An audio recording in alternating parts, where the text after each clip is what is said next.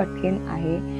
पण थिएटरमध्ये मी प्रत्येक 10 मिनिटाला रडत होते. कारण हा चित्रपट मला स्वामींच्या अजून जवळ घेऊन गेला आणि तिथे मला एक गोष्ट पुन्हा जाणवली.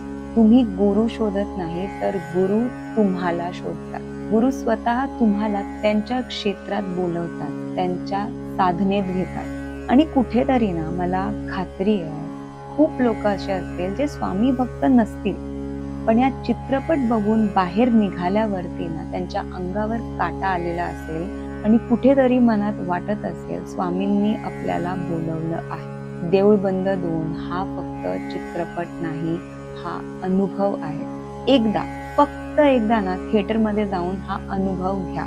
श्री स्वामी समर्थ.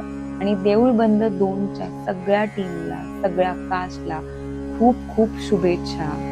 हा मूवी खूप भरभराटीचा हो, सगळ्यांपर्यंत पोहोचो, कारण ॲज आय सेड की तो कुठल्याही धर्माच्या चौकटीत अडकवलेला एक देवाचा मूवी नाहीये. हा अनुभव आहे. And thank you so much for that. Thank you so much for that.